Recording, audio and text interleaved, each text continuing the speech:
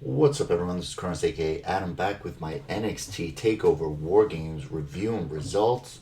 As always, don't forget to like, share, subscribe, comment. Social media is down there.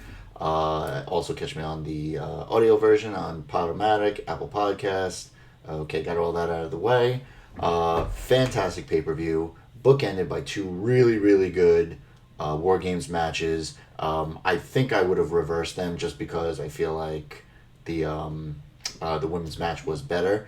But yeah, fantastic matches. Even just the other matches I thought were pretty good. Some of them better than others. All were hard hitting.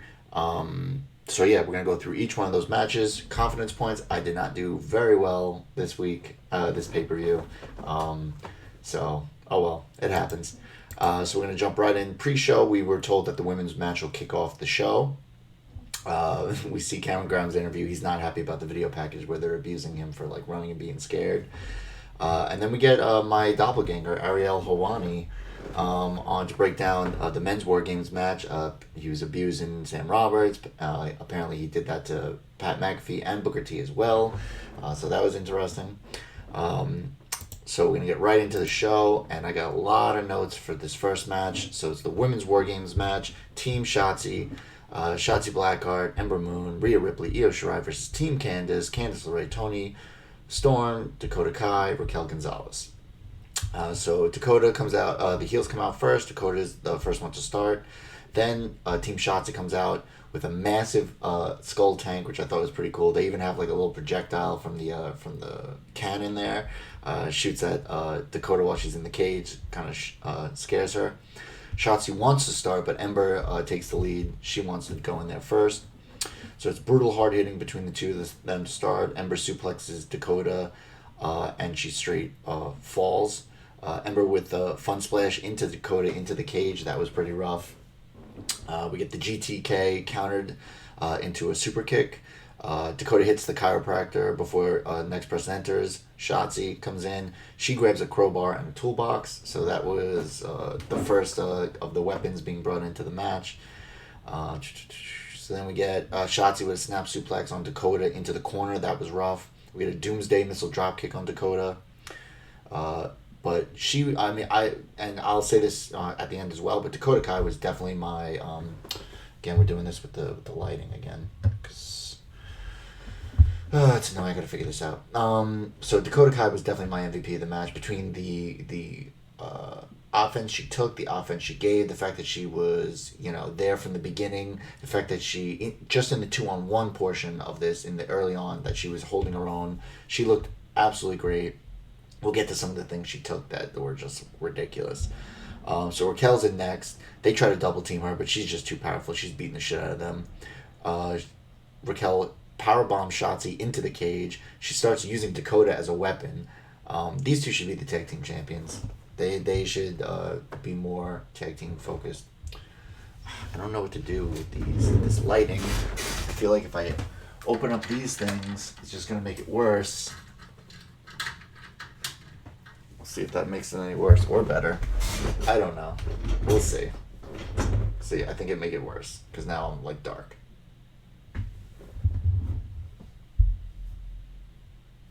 Okay.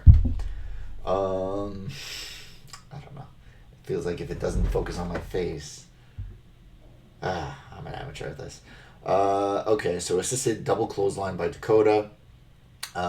Impressive, but a little too long to set up because she basically did like a jump off the top into the next cage. We get Rhea comes in next, and we get a great little standoff with Raquel. Code Breaker by Ember, Code Red by Shotzi on Raquel, back to back. God damn it! What the fuck is going on with this? It's like right on my face. There we go.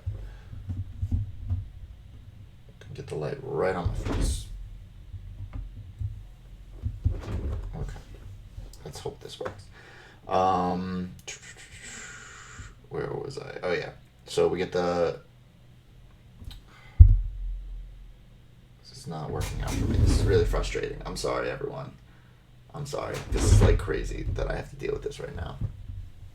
Hold on. Maybe it just looks worse. There we go. Okay. So we get Code Breaker and then the Code Red on Raquel. Maybe if I move my up here, I don't have to look as much into that. There we go. So then mallet, Rhea grabs a mallet, uses it on Dakota, and then uses a belt, and then to ragdoll Dakota, like basically just grabs her with the belt. This lighting situation is really pain in the ass. And then Rhea, so then we get another Raquel Rhea standoff. I love the camera framing on this because everyone's down and it's shot from the back of Rhea, and then like you see Raquel in the other ring, like looking back at her, and then it's just really great framing. They see each other. Toni comes in next. She's bringing in kendo sticks, exposes turnbuckles right away. The heels take the advantage. 6-woman move in the both rings. Like there's like 2 power bombs of 3, 3 and 3. Io is last but not least. Is last but not least in the what do you call it, for Team Shotzi. She goes for a ladder. Raquel kicks the door into Io. They're knocking him down. They're keeping her basically out. She tries to grab chairs and then kicks one into Raquel, but Raquel basically no-sells it. So they're able to keep her out. They keep her out almost the entire time. Then Candice comes out, to face Io on the outside. Indy Hartwell comes out, throws her into the stairs and beating up on her. Indy locks the cage with Io still on the outside. Shotzi is destroyed with kendo sticks. They hit the Wicked Stepsister on her, but she can't go for the pin because Io still hasn't gotten in there. So then eventually we see Io from the top of the cage. She puts a garbage can on her and then dives and takes out everyone, which I thought was really funny and really innovative. Thank God she didn't try to do a moonsault because that would have been super dangerous. So we get assisted DDT on Raquel. Io's taking everyone out with a mallet. We had a great sequence in the corner. Heels break up a moonsault on Raquel. Gargano escape on Ember. Jesus. I don't know what to do with this. The lighting here is crazy. I gotta figure this out. Maybe if I bring this closer to me. I bring this right here. I'm trying here. This is crazy. It's the stupid lighting on the outside that gets it. So we got so here this is some crazy stuff that happened. So Gargano escape on Ember, and then a cattle mutilation on Toni, but both of them are able to break out of those holds, or people break them out. Then we get a coup de grace by Dakota on Io, who's inside the trash can. The trash can just absolutely gets flattened, and they try to pin her, but they can't get her out of the trash can, which was wild. They finally get her out. Ember breaks up the count. Then Ember sets up 2 chairs, puts Dakota on it, and hits a fucking eclipse off the chair. This thing was insane. I thought Dakota was dead. Toni breaks up the pin there. I don't know what to do with this. The lighting is really upsetting me right now. It's really, really upsetting me as to why I can't have anything here. Hold on, let's see something here.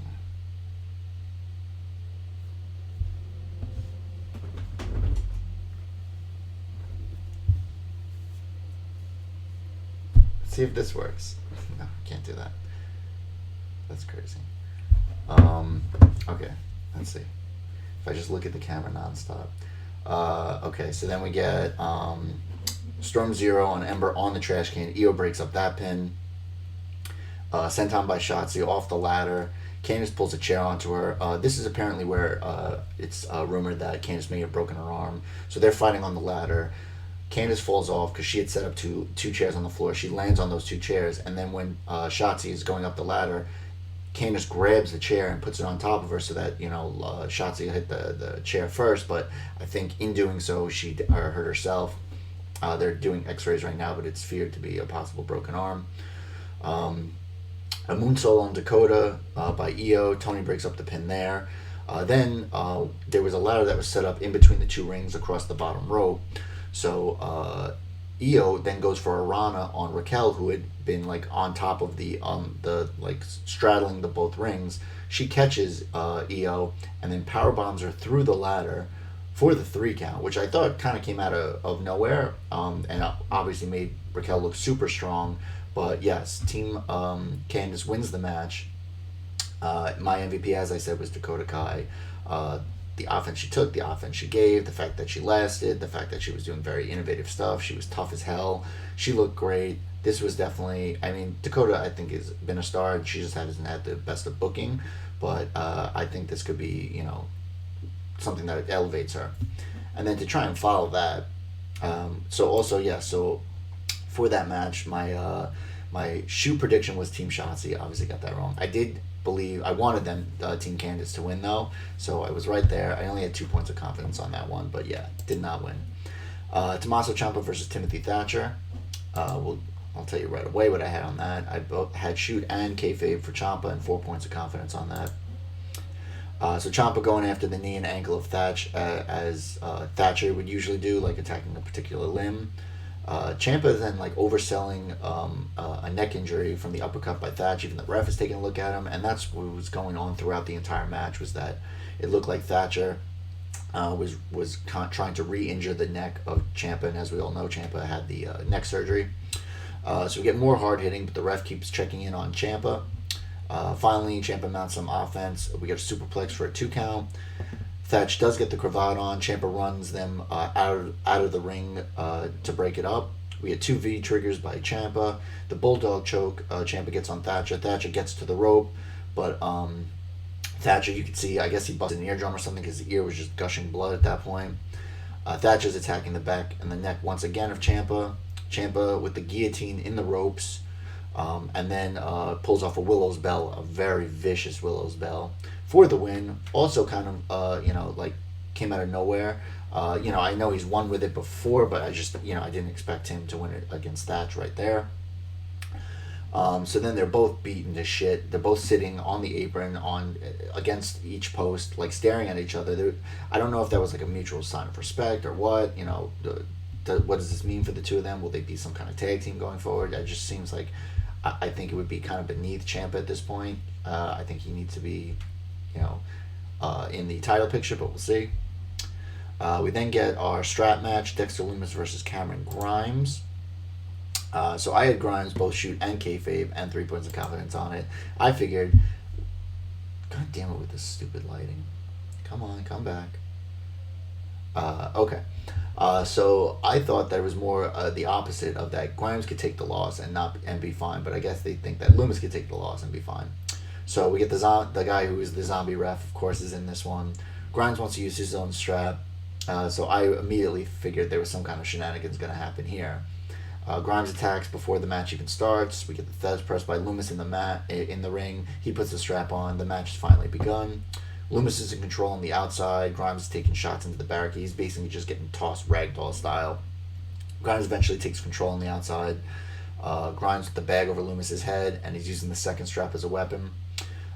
Basically just back and forth, back and forth. Grimes' German release into the corner on Lumis. He starts using a chair, and then hits the collision course for a 2 count.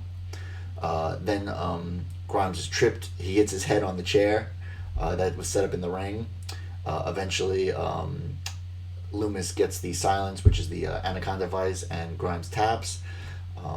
I thought for sure it would be a gimmick strap to help him win, but it wasn't. It was just, straight up victory. It was funny because only one match here was a non-DQ, and that was Tommaso Ciampa and Timothy Thatcher. Everything else was non-DQ. So right after that match, the lights flicker. We get a Vulture video package, and then TikTok, which obviously we know Karrion Kross will be coming back. And then our penultimate match, the NXT, the North American title, Leon Ruff, the champion, versus Johnny Gargano versus Damian Priest in a triple threat. So Damian seems to only want to go after Johnny, kind of dismissing Leon Ruff, kind of not wanting to hurt him, which I thought was interesting. So we get Johnny, he even says he doesn't want to hurt him. Johnny tricks Leon into a slingshot spear, so they're double teaming Damian, and then he's like, "Come on, do a suicide dive." So then as he's about to, Johnny then does the slingshot spear. Priest hits a razor's edge on Leon Ruff into the barricade, and the wall panel finally drops, and then it makes someone fall back, and then they hit the next wall panel. It was kind of funny. And then you can see Damien kind of looks guilty, feels remorse for it, says he's sorry. A bunch of the refs check on him. They bring Ruff to the back. So now it's just Priest versus Johnny Gargano. Johnny hits a swinging DDT on the floor. Back in the ring, he hits a standing sliced bread for a 2 count. Leon finally comes back in. He uses Priest as a springboard and then hits a splash on Johnny. He then hits a cannonball senton to the outside, takes out both of them. And we get this great move, kind of like a middle of the rope, jumping, spinning cutter on Johnny for a 2 count, which could be his finisher. So then he squares off with Damian Priest, who's like, this is your last chance, no more chances. Priest hits a double flatliner on the two of them and kind of suplex throws Leon into Johnny. Goes for a razor's edge, but it's countered, being sent into the post. Leon long darted into Priest, who's in the corner. And then then Priest is tied up in the ropes of the other ring, which was smart. Leon hits a crucifix bomb on Johnny, but for a close 2 count. We get the Gargano escape. Priest breaks free and is able to break up the Gargano escape. Then we get 3 Ghostface people attack Priest. He dispatches them. Then another 3 attack.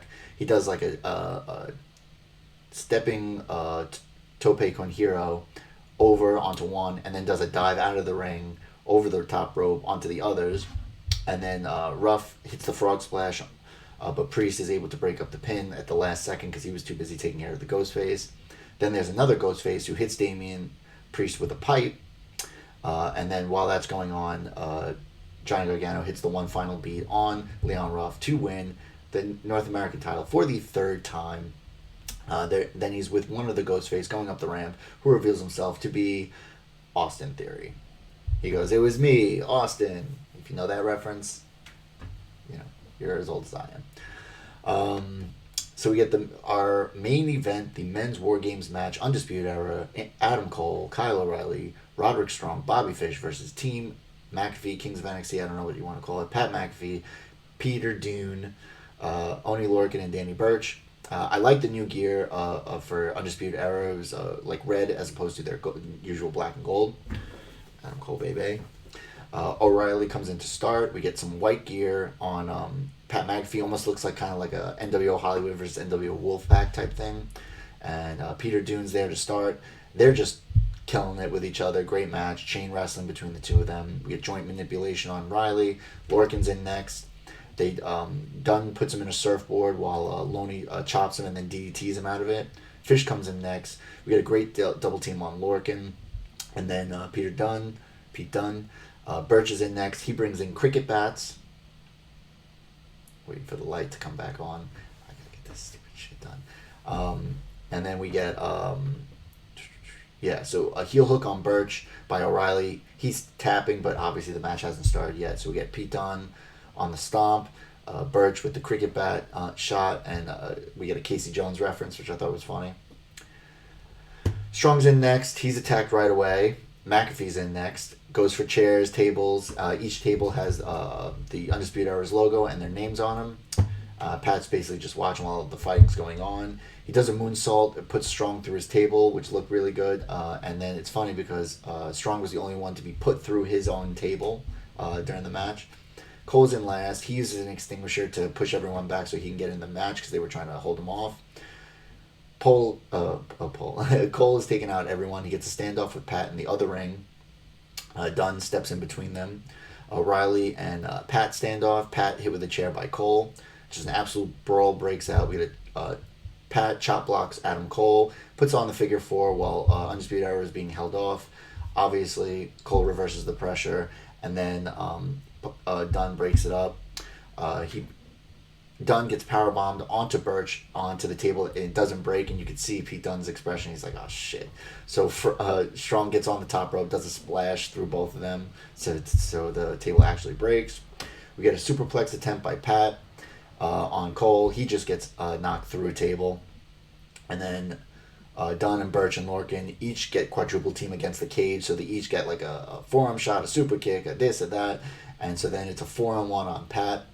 Each one of them is just beating the shit out of him. They're just absolutely dominating him. The rest of the team is able to recover. They come in and everybody is beating the shit out of each other. They're all down. Then they start getting back up, fighting again. And then obviously the one person's missing is Pat McAfee. They pan out. He's at the top of the ring. He does a swanton from the top, takes out everyone again. We get O'Reilly kicks out of a bitter end. We get a suplex between the rings by O'Reilly on Dunn, which looked rough because it's just that steel, corrugated steel there. Cole goes for a chair shot on Pat McAfee. He hits him with a low blow. Fish spears Birch through the table that was set up in between the rings. We get Pat with a super kick, and then he catches one from Cole. Panama Sunrise on Pat, only for a 2 count, which Cole looks stunned. Lorcan pushes Pat out of the way, catches the last shot. Cole takes a bitter end on the chairs, which looked rough.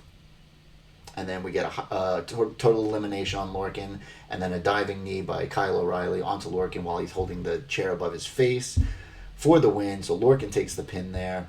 My MVP of that match was Pat McAfee, because for his second match, to do everything he's been doing, I'm a big fan of his, so I liked it a lot. So there you have it. That is my... on that one I had... Oh, I forgot. So on... Johnny Gargano winning. I had him winning both shoot and kayfabe and 1 point of confidence on that. And I had all my points, both shoot kayfabe and 5 confidence points on Undisputed Era to win that. So I went 3 for 5. Not bad. So as always, I have my match of the night. Was obviously the opener. What a way to start it out. Women's War Games match. Unfortunately, hopefully Candice is all right, but it's feared that she might have a broken arm. Depending on where the break is and how the break is, we'll see how long that takes her out for. I believe this is now setting up Raquel Gonzalez as being a contender for the title. Dakota Kai was my MVP. She was awesome in this. Everybody just hard hitting. It just kept trying to top each other with violence and just amazing stuff going on there. And I think the right team won in the end. Obviously there was a lot of talk about how Shotzi's supposed to be, and I still think Shotzi will have her time to shine and be a focus of the women's division. But I think right now that they have a lot riding on Raquel Gonzalez. So there you have it. NXT Takeover War Games review, results, reaction. As always, don't forget to like, share, subscribe, comment. Social media is down there. Check me out on the audio version if you prefer that. Podomatic, Apple Podcasts, Kronos is me is the name. As always, be safe, love each other, and bye now.